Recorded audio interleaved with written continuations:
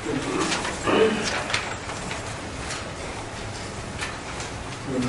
muchas gracias y buenos días. Señor embajador de la República de El Salvador, señor secretario permanente del CELA y embajador José Rivera Manuel,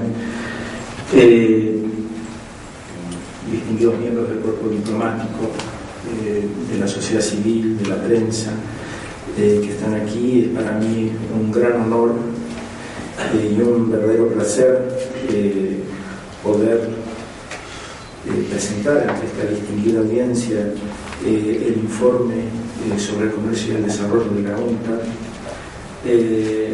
Realmente quiero agradecer al CELA, a su secretario permanente y a todo el personal de esta institución con la que tantas afinidades tenemos, por la impecable organización que me permite estar hoy aquí para presentarles el fruto de nuestra reflexión sobre la situación de la economía mundial, con un especial énfasis en los temas de distribución que estamos haciendo este año, ¿no? Temas de distribución del ingreso, de la desigualdad en la distribución del ingreso. En este informe analizamos sus causas, cómo esta desigualdad en el ingreso ha evolucionado en distintas regiones y países. Analizamos el impacto que tiene sobre el desarrollo. Examinamos también las políticas que pueden aplicarse en pos de un crecimiento más incluyente y sostenido. Es un tema muy antiguo en la teoría económica y es a la vez un tema de gran actualidad. O sea, de hecho, nosotros vemos una relación directa entre la evolución de la desigualdad en las últimas décadas y la crisis actual. En el informe cuestionamos una idea, no sé si decir dominante, pero muy extendida, que ve a la desigualdad del ingreso y a una desigualdad creciente como un costo que hay que pagar para poder crecer y desarrollarse, como una consecuencia natural y necesaria de la globalización y el cambio tecnológico. Encontramos más bien una correlación negativa entre desigualdad y crecimiento. Desde el punto de vista histórico vemos extensos periodos en donde la aceleración del crecimiento en los países desarrollados y en muchas regiones en desarrollo se dio con menor desigualdad, en las décadas de posguerra, en donde había un consenso social de distribuir mejor los frutos del crecimiento, y eso alimentaba el crecimiento. Vemos también que hay una simultaneidad en el aumento de la desigualdad que se percibe en gran parte del mundo a partir de los años 80 y una tasa de crecimientos menores también en las distintas regiones. En el caso de los países en desarrollo, muchas veces las situaciones de crisis y bajo crecimiento eran momentos de aumento de la desigualdad, que no se recuperaban luego de manera, o sea, la desigualdad que se generaba durante la crisis, la capacidad que tenían los sectores de más altos ingresos y más concentrados en descargar los costos de la crisis en la mayoría de la población de menores ingresos y de menor capacidad de negociación, fue deteriorando la distribución del ingreso durante varias décadas. Pero también la crisis financiera en los países desarrollados, que ha estallado en 2007-2008, vemos que tiene una raíz en un crecimiento de la desigualdad en esos países. En parte porque la concentración muy fuerte del ingreso en un grupo muy reducido, en el llamado 1% más rico, se daba dentro de un esquema de incentivos, podríamos decir, perversos, en donde aquellos que tomaban muchos más riesgos eran premiados por ello, tanto en el sector financiero como fuera de él, en donde los administradores empezaban a captar, administradores de las grandes empresas y también de los bancos o de instituciones financieras podían captar una gran parte del ingreso que se generaba en esos países, y de una manera que no favorecía la acumulación productiva. Y al mismo tiempo otra parte de la población que no accedía a estos beneficios tenía que endeudarse para poder aumentar su consumo, y esto lleva al sobreendeudamiento y la crisis de las subprimes. O sea que esto está directamente vinculado entonces con la distribución del ingreso. Y también la distribución del ingreso, no solo como causa, sino que también ahora como elemento de la respuesta que se le da a la crisis, es muy importante, porque el tipo de respuesta que se le dé a la crisis puede llevar de manera durable a economías y sociedades más equitativas o menos equitativas.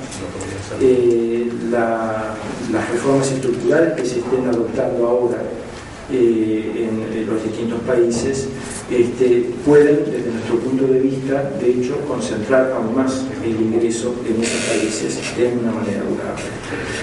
También para los países en desarrollo, que ven que los países desarrollados dejan de ser mercados fuertes para crecer vía exportaciones, tienen que mirar entonces hacia adentro, hacia sus mercados internos, hacia los mercados regionales, hacia el comercio sur-sur. Pero esos mercados también están estructurados, están caracterizados por una determinada distribución del ingreso, y una distribución del ingreso más equitativa genera mercados más fuertes, porque los pobres consumen todo lo que necesitan. Entonces esta es, digamos, un poco la visión general que les quería dar como una introducción, casi conclusión del informe.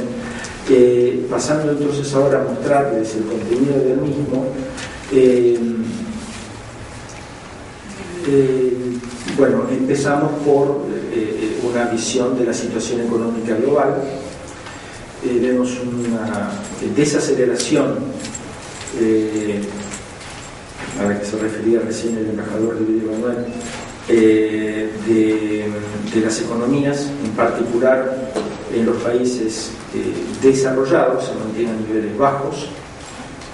La tasa de crecimiento, prácticamente esto es una tasa de crecimiento per cápita nula, y también se ve una desaceleración en los países en desarrollo. O sea, acá, por más de que los países en desarrollo siguen creciendo como grupo a tasas que no son despreciables, casi 5% anual, estamos en niveles claramente inferiores a la situación de precrisis o al año de recuperación que fue el año 2010. Pero lo que está tirando hacia abajo en este momento la economía mundial es la situación en los países desarrollados, que tiene que ver, desde nuestro punto de vista, con las políticas económicas que no son las adecuadas. Acá vemos primero un problema de diagnóstico respecto de las causas de la crisis y cuáles son las trabas para superar la crisis. Y hay básicamente dos concepciones: ver la crisis como un problema básicamente fiscal, cuya solución sería dada por un ajuste de las cuentas fiscales que darían señales de confianza para que los mercados financieros no aumentaran la tasa de interés y que por lo contrario reiniciaran su crédito, y con esto se reactivaría la economía, digamos, este juego de la confianza, ¿no? De qué hago para recuperar la confianza en los mercados financieros, ajusto. Pero eso parte entonces de un diagnóstico, que los problemas de la crisis son fiscales, y desde el punto de vista de la UNCTAD, no somos los únicos, pero y somos de los que más han insistido desde el principio en esto, es que los problemas fiscales en los países desarrollados son la consecuencia de la crisis y no su causa. La causa de la crisis es básicamente problemas financieros, y la salida de la crisis requieren recuperar la demanda. En este momento no se crece porque no hay suficiente demanda. O sea, aquí hay una cuestión de diagnóstico. Nosotros hemos dicho que en una crisis financiera como la actual hay una depresión durable de la demanda privada, porque la crisis se genera por sobreendeudamiento del sector privado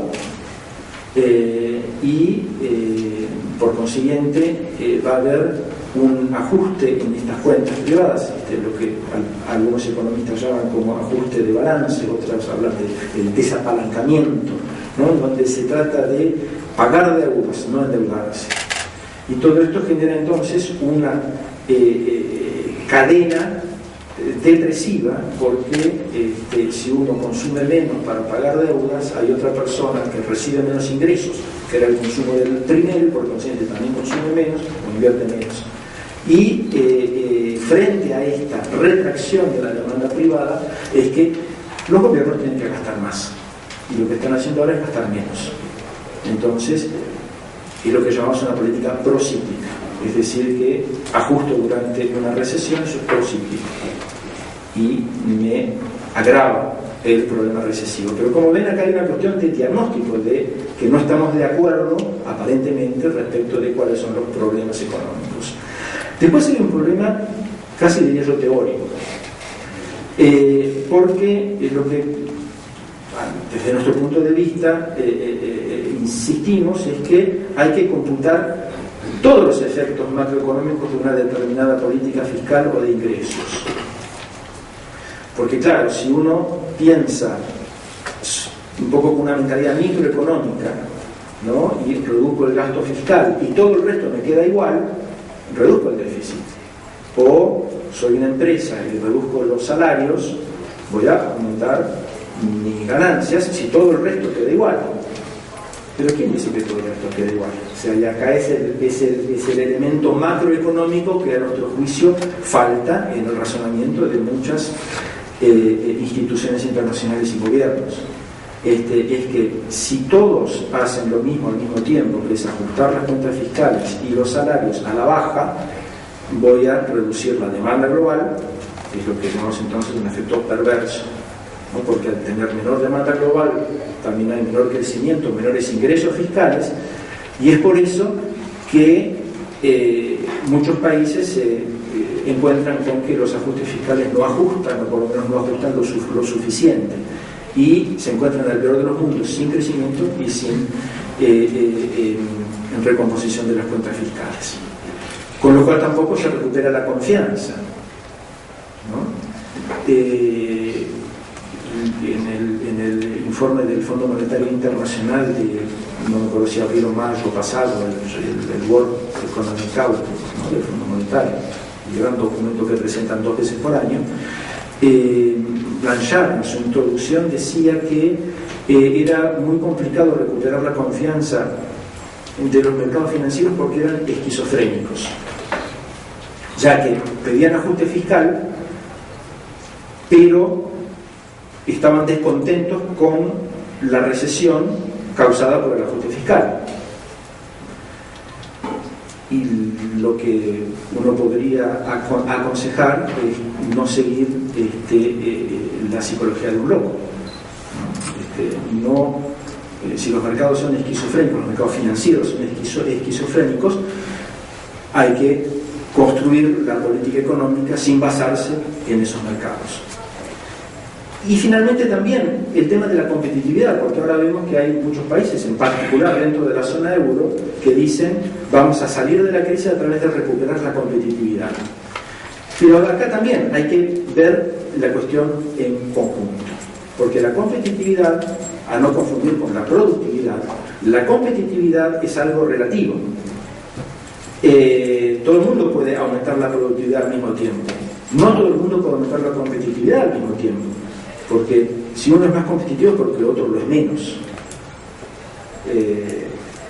Entonces, si todo el mundo ajusta salarios a la baja dentro de un área que comercia mucho entre sí, ninguno va a estar realmente mejorando su competitividad respecto del socio comercial, puesto que todos están haciendo lo mismo. y sí, todos se van a perjudicar con una menor demanda agregada de esa zona. Entonces, buscar aumentar la competitividad y resolver los problemas de una zona tan integrada entre sí como es la zona euro, a través de mejorar la competitividad de todos, es una contradicción conceptual, no es algo posible. Sí puede mejorar respecto del resto del mundo, pero muchos de los países europeos exportan más de la mitad de sus exportaciones son dentro de la zona de la Unión Europea. Entonces acá también, cada uno individualmente creyendo que mejora su competitividad, en realidad deteriora la situación de todos. Por lo menos alguno dentro de ese grupo debería aceptar perder competitividad, ahí sí sería posible. Y lo lógico sería que fueran los países excedentarios dentro de la zona euro. Nuestra posición es que hay margen para políticas expansionistas, sobre todo, como decía recién, entre los países que tienen excedente y que de hecho han venido conteniendo sus precios y sus salarios por debajo de la norma del Banco Central Europeo. O sea, haciendo una especie de devaluación real competitiva desde el año 2000. Claro, entonces esos países podrían ahora aumentar su gasto interno, tanto del sector público como del privado, y aumentar sus salarios. Pero también, sin aumentar el gasto público total, uno puede tener una política expansionista modificando su composición, o también la composición de los impuestos. O sea, no pensemos, yo recién insistía con la macroeconomía, que es necesario tener una visión macroeconómica. Pero hay que ir después también un poco más allá de los grandes agregados macroeconómicos y ver la composición. Porque si uno aumenta el impuesto a los grupos de más altos ingresos y los baja para el resto, o aumenta los impuestos a los grupos de altos ingresos y aumenta al mismo tiempo las transferencias a los sectores de pocos ingresos, no va a tener un aumento, digamos, ex ante, ¿no? Del déficit. Y sin embargo va a tener un impacto positivo dentro del multiplicador del gasto público, porque le está tomando poder adquisitivo a los sectores que consumen menos y entregándoselo a los que consumen más. O sea que es siempre factible, aún sin modificar los valores globales, modificando su composición, obtener un incentivo a la economía. Lo mismo se podría decir de la política monetaria. Uno ve que es inefectiva la política monetaria de aumentar grandemente la base monetaria, como han hecho todos los países desarrollados, en donde los bancos centrales han aumentado enormemente sus activos, pero no va a manos de quienes luego con eso invierten y consumen, ¿no? Entonces, si uno tuviera una política de crédito más que monetaria, orientando el crédito a los sectores que sí podrían querer consumir o invertir, eso sería más efectivo. Pero no nos engañemos, en una situación como la actual, en donde el origen del problema es financiero, la respuesta monetaria va a ser más débil que la respuesta fiscal. Por último está el tema de las reformas estructurales, que se proponen en particular en muchos países desarrollados, pero también en algunos países en desarrollo, como un sustituto a las políticas macroeconómicas expansivas, ¿no? Se dice, bueno, puesto que no tengo margen para aumentar mi gasto fiscal o para modificar el gasto público, cosa con la que no coincidimos, pero aceptemos por un momento esa idea. Puesto que tampoco tengo margen para la política monetaria, o que esta es inefectiva, ¿qué hago? Bueno, reformas estructurales que van a permitirme crecer. Pero acá de nuevo hay dos problemas. Uno, que no es un sustituto, o sea, una reforma estructural. Hay muchos países que dicen, por ejemplo, que entre las reformas estructurales van a aumentar la tasa de participación laboral, ¿no? Bueno, pero si al mismo tiempo no hay un aumento de la demanda laboral, de la demanda de trabajo, ¿no? Y hay más gente que va al mercado de trabajo, lo que va a aumentar no es el empleo, es el desempleo. Con lo cual se va a comprimir el salario y vamos a obtener el resultado contrario del que queremos. O sea, la reforma estructural no puede ser aislada de la situación macroeconómica. Pero además hay que ver qué reforma estructural. Y aquí es en donde en nuestro informe somos muy críticos respecto de la idea de centrar estas reformas estructurales en reformas laborales que lleven a mayor flexibilidad en ese mercado, entendida esa flexibilidad como facilidad para reducir los salarios y disminuir todas las garantías laborales que se han conseguido durante décadas. O sea, de nuevo, porque nuestra visión es que el problema es de falta de demanda, y acá vamos a aumentar ese problema, no disminuirlo. Lo mismo en lo que se refiere a las reformas estructurales que quieren disminuir de manera persistente el rol del Estado en la economía. Como ven, esto es sobre todo un problema que se enfoca en donde vemos nosotros el núcleo de la crisis actual y de los problemas económicos actuales, que son los países desarrollados, pero este problema también se presenta en algunos países en desarrollo, y los efectos de los problemas en los países desarrollados de todos modos son fuertes en los países en desarrollo por razones obvias. O sea, por más de que el peso de esos países en la economía mundial viene decreciendo, siguen siendo los más grandes, y si les va mal a ellos, eso repercute necesariamente sobre los países en desarrollo. Los países en desarrollo tienden entonces a un crecimiento más débil. Ven ustedes la situación de América Latina y el Caribe, que estaría un poco por encima del 3% este año. Me dirán que hay dos excepciones, y las hay: una es África, otra es Asia del sureste, pero eso tiene que ver con algunas cuestiones puntuales, porque en África este crecimiento en torno al 4,1% es mayor que el del año anterior, pero porque el año anterior hubo los conflictos en África del Norte, en particular la caída de la economía libia muy fuerte, y una fuerte desaceleración en Túnez y Egipto, y eso ahora ya es menos fuerte, o hay alguna recuperación parcial, mejor dicho, en África. Y en Asia del sureste tiene que ver con Tailandia, ¿no?, que también tuvo un problema de inundaciones el año pasado, y entonces una recuperación este año. Pero de todos modos ven que hay una desaceleración bastante generalizada si se compara con la situación de precrisis. Tal vez estemos asistiendo a un cambio estructural de largo plazo, que es que los países en desarrollo pasan a ser el motor del crecimiento mundial.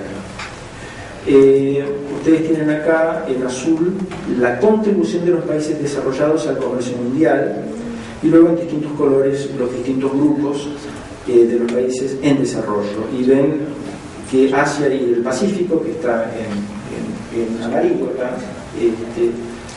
pasa a explicar un porcentaje muy grande del crecimiento mundial. Una, porque crecen rápido, y otra porque ya son lo bastante grande como para que ese crecimiento se note, ¿no? Porque el país que va a crecer más este año creo que va a ser Guinea-Conakry, por unas minas de hierro que empiezan a explotar y van a crecer, no sé si el 40%, pero eso no se va a notar mucho como contribución al crecimiento mundial porque es muy pequeño, ¿no? Pero estamos ya entonces en una situación en donde, porque ya es lo bastante grande y porque crece más rápido que los países desarrollados, vemos que el motor del crecimiento está orientándose más hacia el sur. ¿Se podrá mantener esto? Y uno de los factores, o sea, yo diría tal vez primero, y luego si se mantiene no va a ser tan fuerte como, o sea, el crecimiento de estos países no va a ser tan fuerte como antes, pero puesto que también baja el crecimiento de los países desarrollados, sí es probable que sigan siendo los países en desarrollo el motor principal del crecimiento mundial. Y bueno, si eso se va a mantener, va a tener que ver en parte con el nivel de precios de las materias primas, porque los países en desarrollo, a pesar de que muchos han desarrollado ya una industria bastante importante hace ya tiempo, siguen en gran medida dependientes de qué es lo que pasa con los mercados de las materias primas, porque esto les da la posibilidad no solamente de mejorar sus cuentas externas, sino también sus cuentas fiscales y los ingresos en general, entonces que dinamizan las economías de esos países.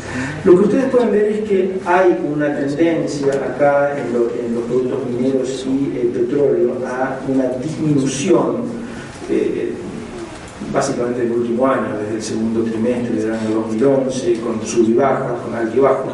Una caída ahora más reciente, pero en niveles que históricamente se mantienen bastante altos.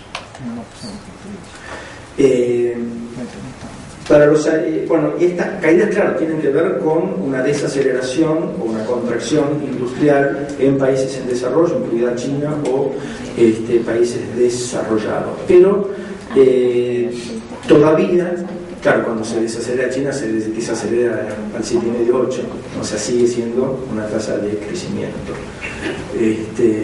Y entonces sigue habiendo una demanda relativamente fuerte. Lo otro que hay que tener en cuenta es esta fuerte volatilidad de esos precios, ¿no? Porque son mercados que están influidos ahora cada vez más por la especulación financiera. Y lo que no ha caído, si bien ha subido menos también que los otros en el mediano plazo, lo que no ha caído son los precios de los alimentos, pero acá porque además de factores de demanda influyen factores de oferta. Por ejemplo, condiciones climáticas en grandes productores, la sequía de los Estados Unidos.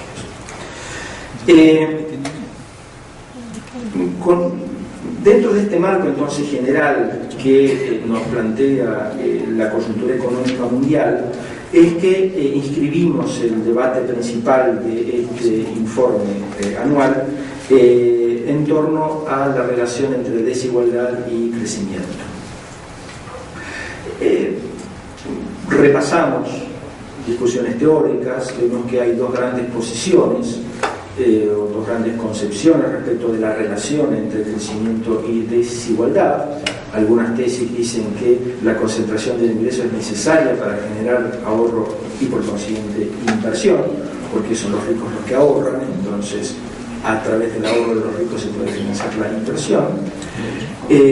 Mientras que si uno trata de redistribuir el ingreso, se va a debilitar el incentivo de los sectores que pueden entonces querer ahorrar e invertir, y por consiguiente también el crecimiento, y que es preferible un crecimiento desigual en donde habrá en alguna época se decía un chorreo, ¿no? Donde los ingresos de los ricos de alguna manera también llegarán a los pobres, y todos estarán mejor, por más de que haya mayor desigualdad. Frente a esta tesis está la visión, digamos, contraria y a la que suscribe la UNCTAD, que es que hay una relación contraria, opuesta entre desigualdad y crecimiento en muchos casos, porque la desigualdad deprime la demanda agregada, restringe el acceso a la educación y al crédito de sectores importantes de la población, afecta a la estabilidad social, lo cual también afecta entonces todo el clima de negocios, y representa un enorme desperdicio en el potencial de desarrollo. Y respecto de la tesis de que el ahorro determina la inversión, la UNCTAD es más, digamos, keynesiana, porque piensa que es la inversión la que genera el ahorro, porque esa inversión que se financia por reinversiones de las ganancias de las empresas o el crédito bancario, mucho más que por el ahorro de las élites en distintos países que irían a la inversión, en realidad eso es muy poco. Esa inversión es la que mueve el sistema productivo, genera ingresos, y es sobre esos ingresos que se generan las ganancias y el ahorro con el que se paga el crédito, o con el que se puede reiniciar el siguiente proceso de inversión y ahorro. Entonces, como ven acá de nuevo, hay diferentes concepciones teóricas detrás de las políticas económicas que se proponen, pero también los trabajos empíricos recientes, sobre todo que sean nosotros detallamos en el informe a partir de los 90, muestran una correlación negativa